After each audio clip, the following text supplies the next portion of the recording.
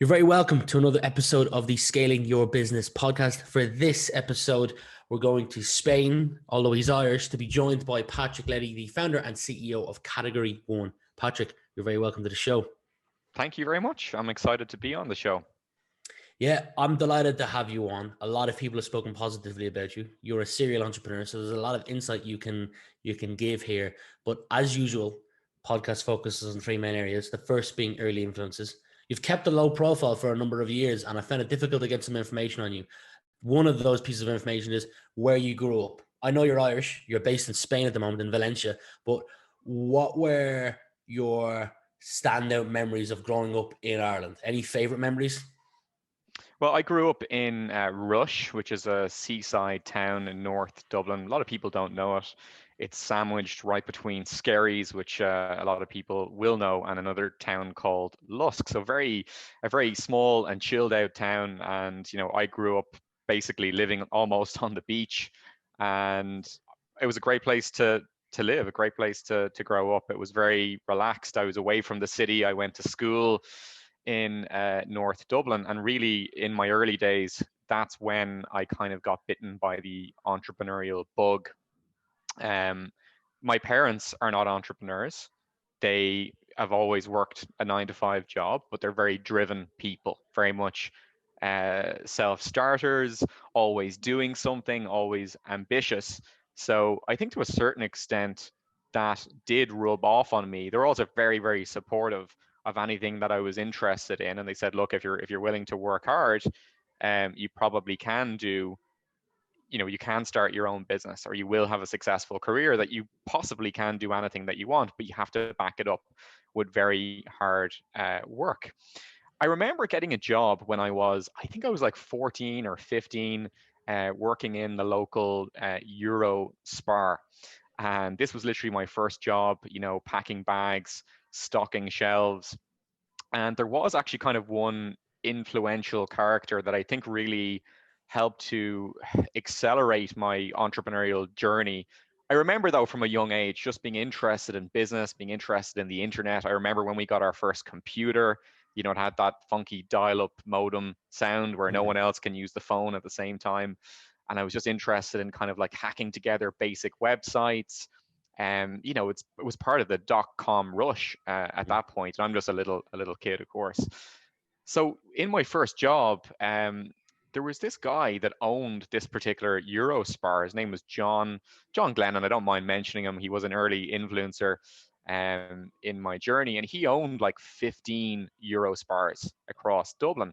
So this guy was um, he was rocking into work driving like a very, very expensive Mercedes. That kind of thing doesn't impress me usually that much. I'm not like a material kind of guy. But when you're 15, you can't help but notice, this guy is driving a car that's worth probably 500,000, dressing in three-piece suits, waistcoats, pocket watches, all this kind of stuff, which is intriguing.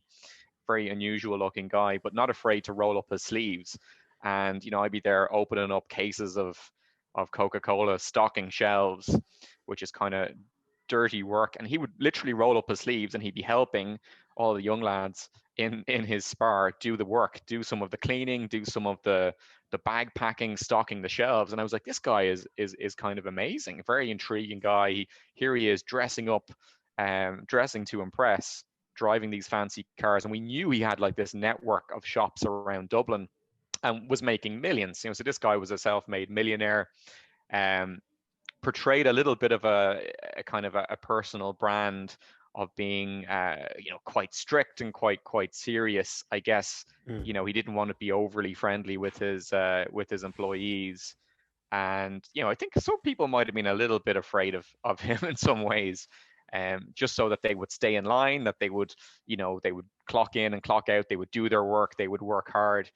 But as I was kind of working alongside this guy, I couldn't help but be intrigued. I was interested in business from an early age.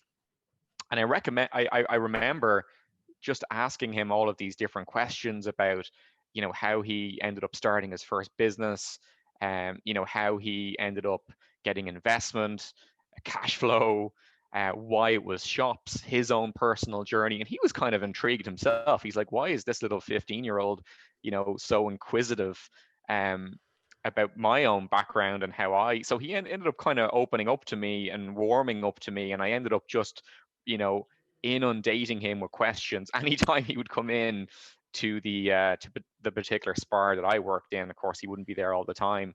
And I would literally just latch on to him and I would say, look, I've got this business idea. I'm thinking about doing this. How could I set up my own shop? So I ended up getting a lot of kind of advice from him and more inspiration, I would say, than advice. And that's really where I remember feeling bitten by the bug. I knew then when I was 15 that I was going to do something. You know, and I remember bumping into John back in Dublin 2 years ago. I was in a coffee shop there on South William Street. I hadn't seen him since I literally left my job. I think I was 16 by the time I packed in that job. And he said, you know, Patrick, he's like, I remember you. I've seen you featured in all of these publications. You've raised millions. Your businesses have gone on to be bought and sold. He said, fair play to you. I honestly, um, you know, I remember our conversations well back in Rush packing bags. So it was interesting to kind of complete that loop and go back and Mm. talk to John years later. I think I'd earned some more respect at that stage. I sat down and I had a coffee with him and a nice chat. So that's really what sparked me to go out and create something. It took A me a little, naturally curious 15-year-old. Nice. yeah. Um, a couple of things I know that you're about you before we get into business. You're into meditation, hiking. You've been to places like Japan, New York, Portugal, Bali, Burning Man, and you're into skiing as well. What's one thing that you're into or curious about that not a lot of people would know about you? God, I'm terrible at skiing. I've tried it a few times. I've had a few accidents. Um, so yeah, I mean, I went to Japan really just out of curiosity. I'm fascinated with Japanese culture, with the food, with ikigai. I don't know if your listeners are familiar with that framework. It translates in Japanese into life's purpose, and it's kind of a lens at which to examine your life, your potential, and the work that you do. It's basically an intersection of three circles on a diagram that is, you know, what you're good at, what you can be paid for, what the world needs, and what you actually like doing. So when you think about your life through those kind of three lenses, and then you bring them together into a Venn diagram, into the intersections, you're able to kind of whittle down, you know, well, what should I be doing in my life? What is my life's purpose?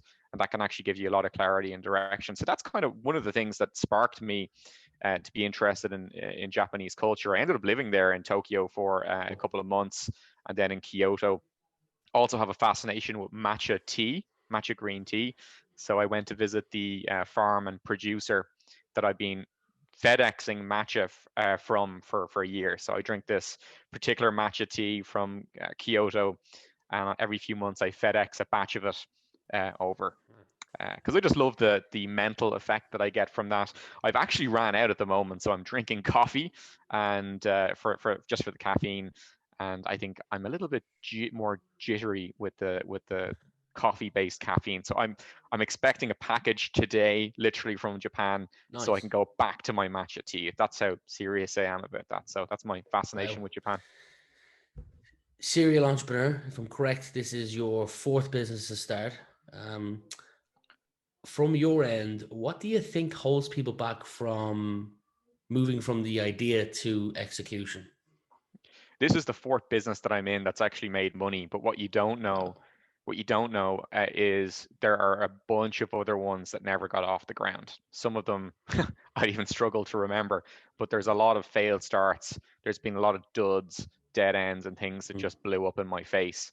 Um, a lot of early stage entrepreneurs don't see that kind of like iceberg effect. They see they see the tip of the iceberg above the water for other successful entrepreneurs, and they see, you know, it almost looks like that person has become an overnight success, and a lot of people advertise that that has been their journey, but they don't look below the water where the bulk of the iceberg is, and they don't look at the self-doubt, the mental health issues perhaps even that come along with, you know, building companies over a long time period, the frustration, the negative self-talk, the limiting beliefs, and that's actually just part of the journey.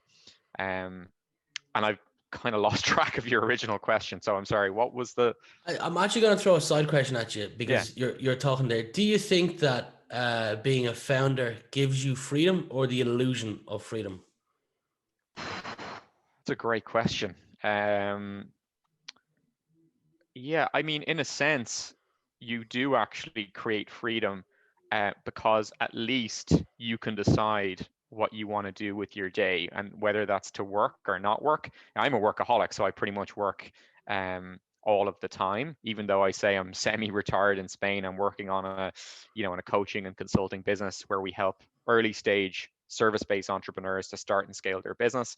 I love it so much. I enjoy it so much. Naturally, I end up working. Even if it's a cafe down the road, I'm in the sun, I'm having a tea, I'll still open up the laptop and I'll end up writing some marketing content because I absolutely love it.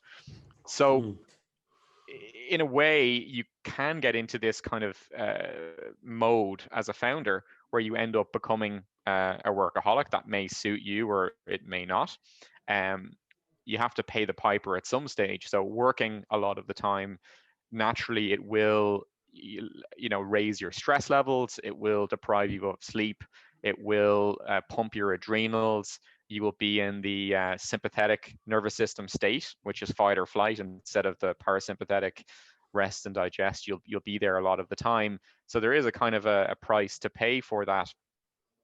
But at least I would feel very trapped if I was to go back and get like a 9 to 5 job. I've thought about it at times, between companies.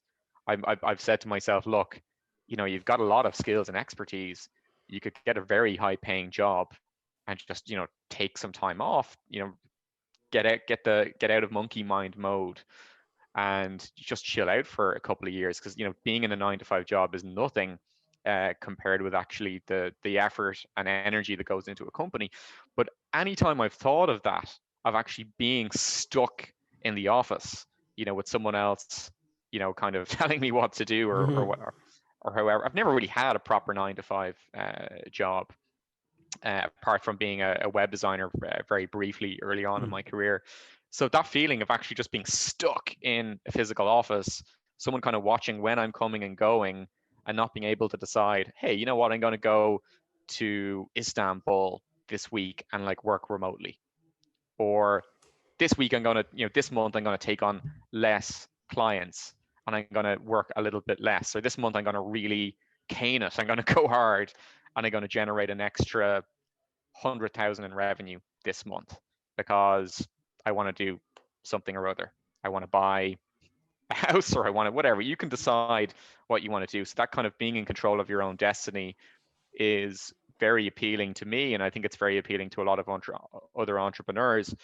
But it's not necessarily the freedom that people think it is. It's Mm. freedom of choice, but you still have to work your ass off.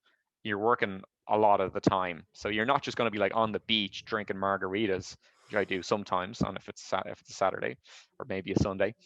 Yeah. Um, but yeah, so I don't know if I answered the question well there. No, It's you kind of a bit of did. a bit of a You did rant. actually. And uh, the majority of the audience here is entrepreneurs, founders, CEOs, MDs. But for anyone who potentially's got an itch and, you know, has an idea, what do you think has held people back from having the idea but not executing? Is there something that you can see, a common trend that is something that's holding people back? Yeah, it's a good question. I don't know if there's like kind of one single thing that prevents people from getting going, but like probably one element of this is perfectionism, and probably just them not having a critical path. So they maybe don't, they have an idea for a business, and when it comes to actually getting going on that process, and that really is the magic, that is the key, is to start. Because everything else, once you make that decision to begin and start, everything will fall into place. The next step becomes reasonably obvious, Mm, but people don't have that critical path of things that they should do, and they end up just getting overwhelmed with all of the things that they need to do before they actually start. And one of the common issues that I see people make, and even in, the people that we coach directly, is they try to build a product, a service, a program. If they're like doing coaching or consulting, a lot of people are doing that, by the way. These days there's like this mass exodus of people from 9 to 5 jobs Low to cost then entry. taking, yeah, the low barrier to entry, exactly. And it's going to boom. This is going to be it's already a multi-billion-dollar industry. I don't know what the exact facts and figures are, but it's hockey stick. It's going up. And it's intellectual capital, and people wanting to repackage and take their knowledge that they have in their job, and they want to do better for themselves. And who could blame them? They want to go online. They want to build an audience. And COVID, of course, has accelerated that to an incredible degree. Um, Mm. Part of what we are doing here is actually serving that market. We're teaching people how to actually package up your knowledge, everything that you know, your skills, your experience, and actually bring it online in the form of an online product. But to Mm. answer your question, people will languish and will ruminate on what are the perfect set of steps. Do I need to have my perfect website, my business registered, my office address, my email marketing system set up? I need my product or program designed or service designed. I need all of these things to be perfect. And because they've made this impossible task list for themselves, it's so overwhelming that they naturally just can't physically Yeah. find the right thing to do. So what we You actually, yeah, go on. and what we actually teach people to do is to go through a process, what we call find the gap, bridge the gap, teach the market. Um, my first business, Web Splash, and we can talk a little bit more about that, but it was an absolute disaster. And I stayed in that business for way longer than I should have. It was the first business that I set up, literally leaving Eurospar to then go out on my own, and it was building websites. And I didn't know it at the time, but it was a hugely competitive market. There were so many people building websites, so many Mm. web design agencies, and I just copied everyone else. So I had the same features and benefits list. I had the same website myself. I describe the same, my products and services in the same way. I look the same. I sounded the same. I was a Me Too business. There was no point of difference. So I couldn't get any work. Well, I could get some work just to kind of keep the lights on, but very low paying work. Um, and that was actually just like a big wake up call, that when you go and you copy some other business model, when you become a Me Too and you don't do any research, you end up kind of stuck in the sea of sameness. You end up stuck in a red ocean, and that's making life harder than it has to be. Business is already hard, but it becomes impossible if you're just a copycat, uh, photocopied, rehashed, worse version of your competitors. Well, then you're just making life a hell of a lot harder than for yourself. You could And it, make it what harder by then being the cheapest of the bunch as exactly, well. which is what I did in WebSplash before it almost ran out of money. I became the absolute cheapest, and then I discovered these concepts, although they weren't called this back then, what we now call find the gap, bridge the gap, teach the market. I found this process to find new opportunities that are underserved in the market, and to bridge them in an innovative way, and to do some educating the market. And that's what led to Furious Tribe being built, which ended up becoming a multi-million-dollar company, compared with a scrappy web design company that was building websites for florists in Dublin, that kind Nice. of thing. Um, Side note, I'll leave links below, and I want to touch on it before we finish. You've got a book, Dare to Be Different. You've also got your site has a 6-part kind of docu series that people can watch as well. So I'll leave links to all them below. But I've read this book, and it has the whole concept around the book is it talks about these 13 different blind spots that can hold back an otherwise healthy business. Things like uh, hiring but then not doing any training, or hiring itself being a blind spot, lead generation. And I'm wondering, do you think there's a blind spot that people shouldn't ignore, might often be overlooked, but if they get it right, can make a huge impact? yeah, I think there's a few things. I'll start with something that maybe has lesser impact, and then I'll give you my number one after that, if that's okay. So I Sure. I, I think a very powerful way of landing business is to disrupt the learning process that people go through. And pre-internet, people had to kind of have discussions with salespeople, whereas nowadays they kind of do that research by themselves. They use the internet, and they're not very sophisticated as a buyer, so they don't really know what product or solution is really the best for them. They just rely on marketing and research they find online.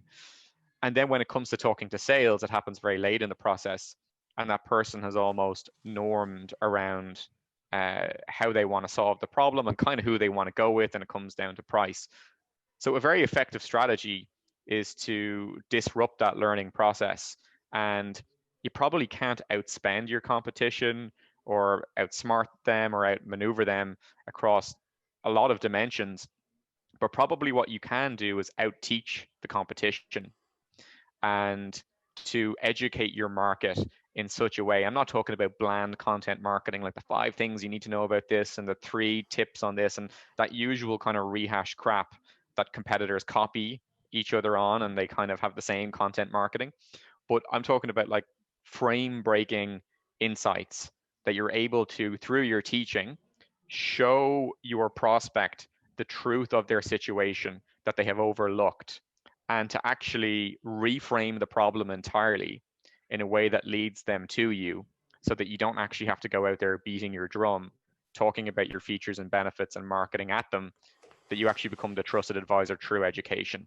And I'm not just talking about educating them in a generic way, about giving them these tips and tidbits and thought leadership content, but genuinely like jarring them out of complacency and shaking them to the point that they really examine the frame that they're in and examine the status quo that they're living in, and say, well, wow, my life or my business is a lot really is a lot worse than I thought it was. And my current approaches and the things that I value about solving this problem and methodologies, yeah, that stuff really is not working for me. It's broken. And here's a new opportunity without actually selling the business. Sell the new idea first and lead people to you. That's been explosive in Mm. terms of a concept for us as a business in Furious Tribe, in Pulsate, in the current business. That's how we win. That's how we get clients, is because we outteach our competitors.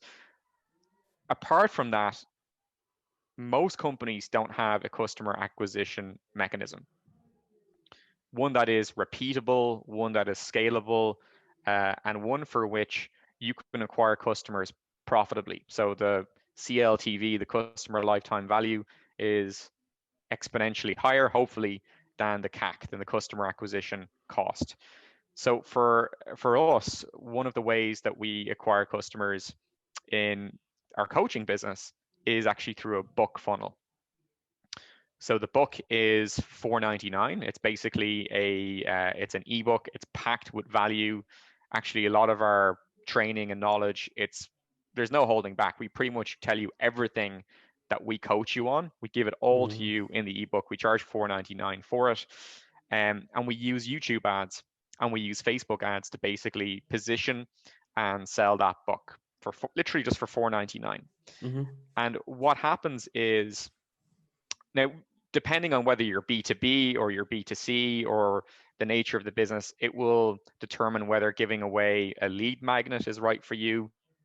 Um, One of the things that we did a year ago was actually to give away a lot of free content with Facebook ads. But we Okay. found that the lead quality that we were getting was atrocious, just very very poor quality leads, costing quite a lot, and it was eroding then the profit on the main business.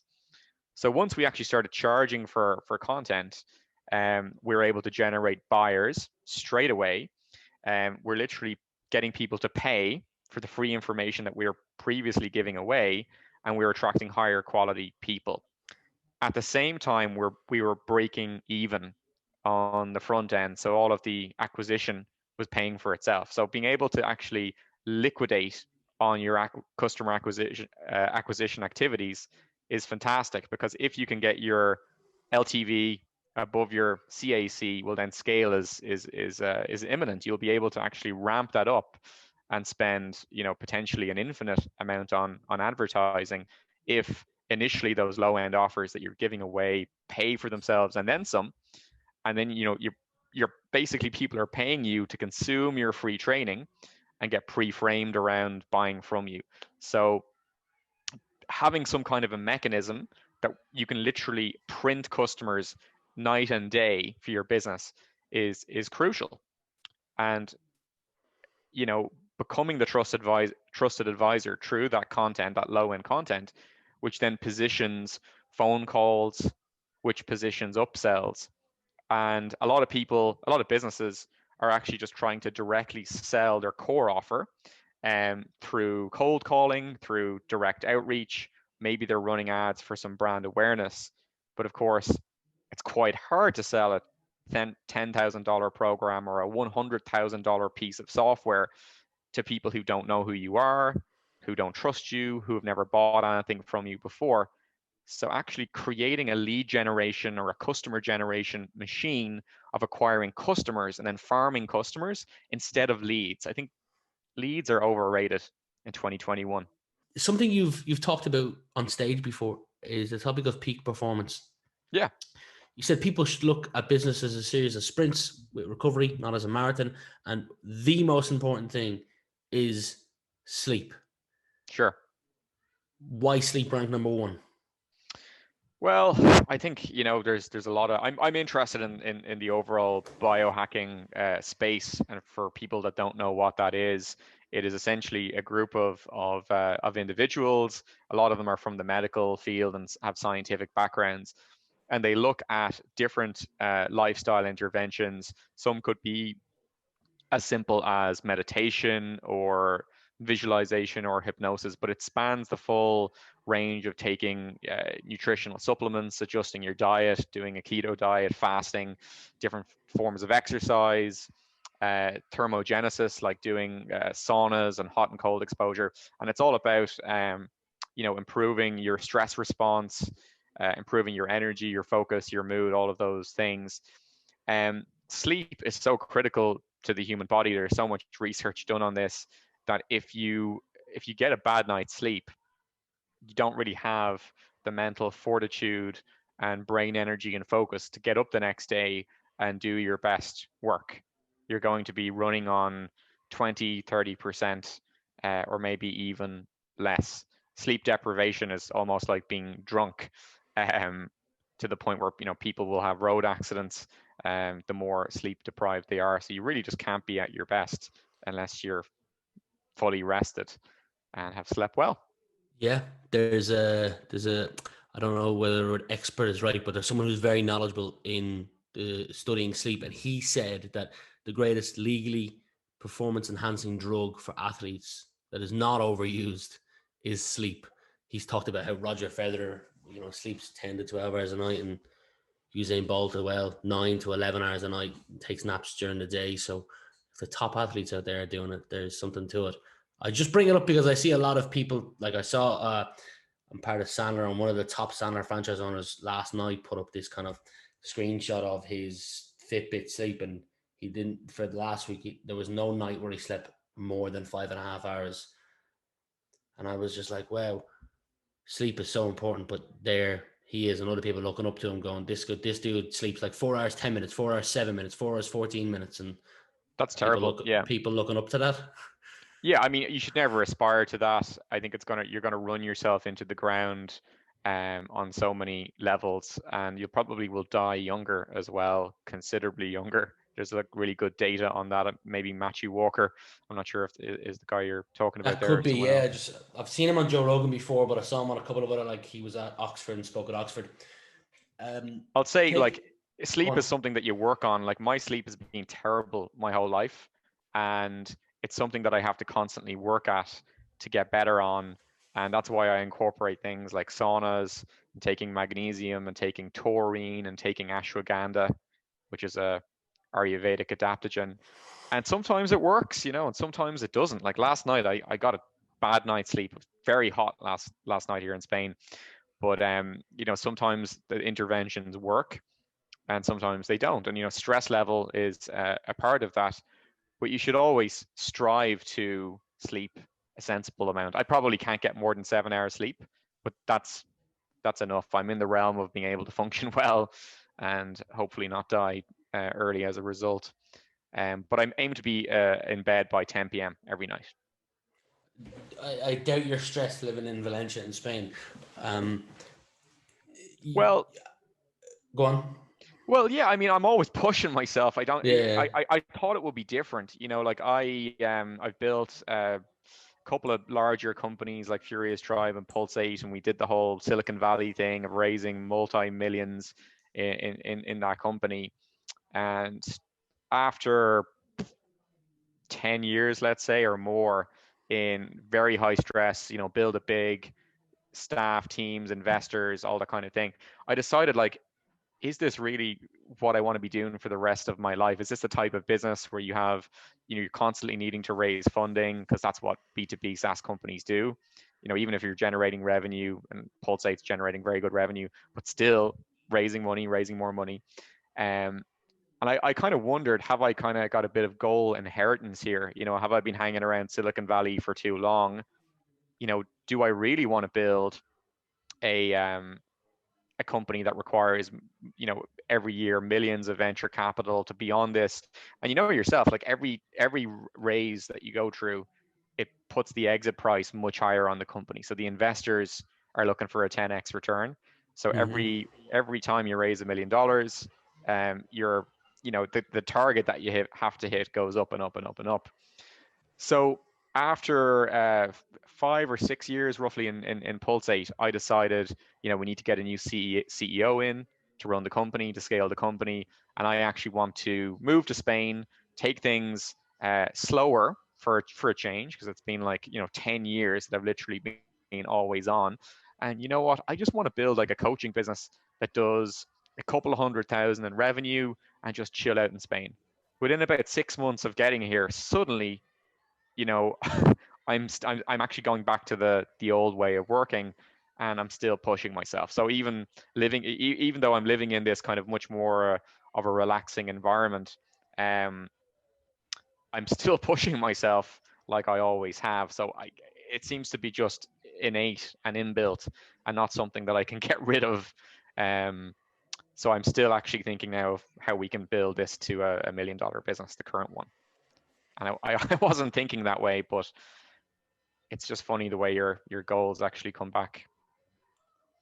You're in the consulting business. I've come across many people in that business, and from looking at it from the outside, I've very rarely seen anyone build a past 1 million by themselves. If they're to scale a past 1 million, they've got to bring in people. Have you got people on your team, or is it you at the moment? And because I've only ever seen the the cap I ever see is like 1 million, and then if they want to get past it, they've got to bring people in. Yeah, so I have a few advisors and a few coaches that help me out. And to get to 1 million, we'll definitely need more help for sure to get there. But like our program, the way it's built is it's quite scalable. So it's actually just a group coaching program. So Okay. yeah, we've like a very elaborate training course that we've built out, which is a lot of content, a lot of frameworks. By the way, we give a big portion of that away for free with our book, which people can get at. You'll leave it a link in the show notes, I'll but leave a link in the show notes for sure. And I'm going to end on yeah. that, but I've got one or two more questions before that. You touched on investing. Business generated multi-millions in sales. You've got investment from the likes of Google, PayPal, Tesco, Vodafone. I could go on and name a few more. Two things. One, if someone's considering investment, what should they not overlook? And why should they even consider investment? Because to me, and I know bootstrapping is not always the answer, but I believe it's underrated. All right, really, really, really good question. Um, I just want to kind of clarify something if I can first, which is, Sure. I said I thought I was moving to Spain to chill out. Now that we're kind of like halfway to 1 million, I've decided we're going to build it to 1 million. That's not by taking on investment. All right, that is Yep. purely a bootstrap business, because I've decided that while we had amazing investors, we didn't have a bad experience. We're lucky. A lot of people do have very bad experiences raising venture capital. If they don't execute well, they end up getting booted out of the company pretty early. We had great experiences and great relationships, so I can't complain. But personally, I've decided I don't want to report into boards of directors. I don't want to be on that kind of trajectory. I want complete control of the business, and if I ever decide to sell it, I want to be able to do so without getting vetoed, right? Which is an investor blocking it because they want the company to go further and faster and sell for 10x at a later point. You need to really think about this very hard if you're going to raise money for your business. You need to think about, first of all, if you want that lifestyle. If you want the lifestyle of having a board of directors, of having to report into them on a monthly basis to hit revenue targets that they set, you need to be prepared to answer difficult questions if and when you don't hit those targets, which are at some point in the journey inevitable. They, of course, will have differing goals maybe to you. So you need to think about how aligned the investors that you bring in, how aligned they are with your vision of the business. Is it going to be a lifestyle business? Well, no one would invest in that anyway. Are you going to sell the business for 1 million, 10 million, 50 million? Where are you going to actually get out? How much more capital are you going to need to raise to hit those goals? How much dilution are you prepared to take? Because of course, in a lot of the businesses that I've built that have taken investment, I've been diluted, a considerable amount because we've raised millions, right? So my shareholding is a lot different to a business that would be bootstrapped. So you need to really consider: do you want that lifestyle? If so, that's fine. If you have a shared vision of exiting the company, let's say for 30 million, um, cool. Raise the money. Make sure the terms are friendly. There's a lot of founder-friendly terms with US investors. A lot of the UK and Irish investors tend to have unfriendly uh, terms, or can do. Not all of them, but you need to be very careful that you look at that there's no double dips, liquidation preference, things like that. In other words, let's say you only sell the company for 5 million, and they've invested X amount, they get paid first before you do. These are kind of like antiquated terms that are not done in the Valley. In Silicon Valley, they don't do that anymore. Um, it's a very competitive environment over there actually to find companies to invest in. So they're kind of stumbling over themselves to give you the money. So you really want to think about how friendly the terms are that you're getting your money on and how much control you have of the business. For others, you may not want to go down the route of investment. And I had this conversation recently with a friend. He's got a multi-million-dollar business, wanted to scale it. But we sat down and we had a long talk about his lifestyle, and it just wouldn't really equate with his lifestyle to raise. He was going to looking at raising like 20, 30 million. He's got very significant traction already. But when I explained to him what it would be like, to go through that process, the controls that would be taken away from him, he quickly realized, this is not for me. So I'm not saying don't raise venture capital. If it's aligned with your goals, it can be rocket fuel for your business, and it can really help you. And strategic investors as well can be great. We have great investors in Pulsate in particular, but you need to do it for the right reasons. And also, your business needs to be at the right stage. So if you don't have product market fit, and some investors don't actually understand whether you've hit product market fit or not yet, they might get excited by your idea. They might get excited by the fact that you've got a few initial customers, and they might throw in the money. But you might have product market fit problems. In other words, you're in a very contested, crowded marketplace, and you have a great difficulty actually scaling up beyond the first couple of customers. So venture capital should be used as an accelerant when you're already on that trajectory.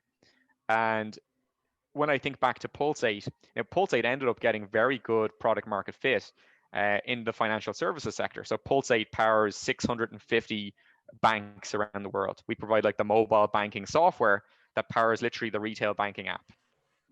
From a marketing perspective, not the banking, the marketing, the push notifications, all that stuff. But before that, before we got product market fit, we were selling into retail, and we didn't have a great fit there.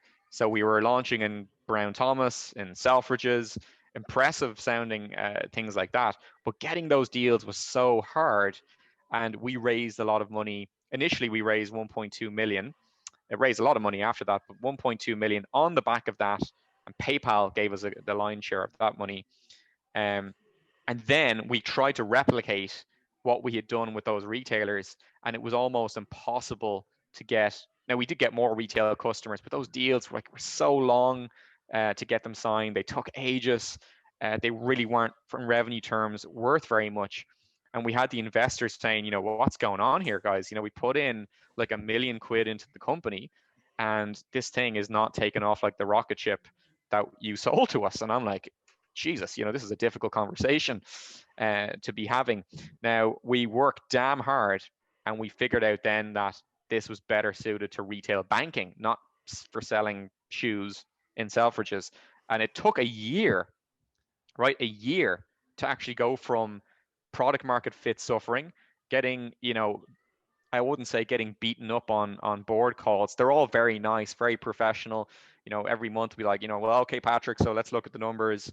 Right, we've only signed one client here this month. We need to do something. And I was like, I'm working on it. As the whole team, we're working on it. Then we got it. We easily could have not got it, right? You never know. We might not have got that product market fit had things been different. But we ended up getting one huge partnership with NCR. If you look at an ATM, if you're ever at an ATM, you look at, there's like an NCR logo on it, right? So they literally put us into, once we'd built an integration into them, hundreds of banks around the world. And that's when the product market fit took off. So there's my thoughts on raising venture capital and the do's and don'ts.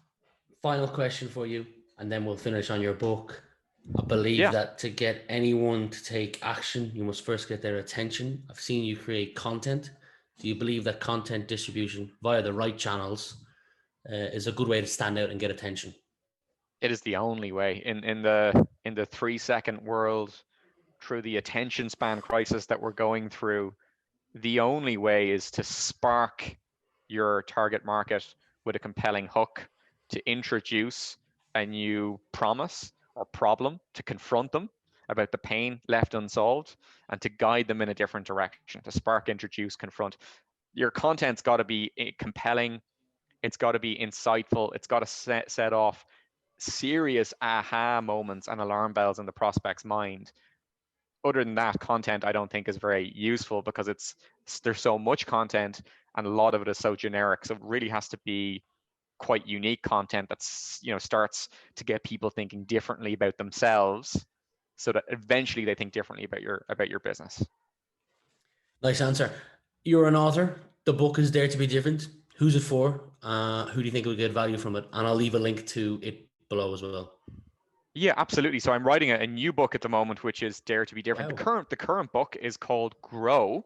So should have mentioned that the current book is called Grow. You can get it at patrickleddy.com/book, and it comes with a lot of bonus content and training courses that we basically put in there to help early stage entrepreneurs, service-based business owners, coaches, consultants, experts, speakers that want to go online, build an audience, build their personal brand, to figure out how to actually niche down, to figure out their mechanism, their high ticket offer, to build out their program. It's all in the book. So that's who it's for. It's a short read. It's literally 65 pages. Patrick, I've enjoyed spending the last 35, 45 minutes with you. I wish you nothing but the best going forward, wherever the future brings you. If it brings you back to Japan, or you stay in Spain or come back to Ireland, all the best. Thank you for being my guest today. It's been hugely enjoyable. I'll see you back in Dublin, hopefully, for a pint at some stage.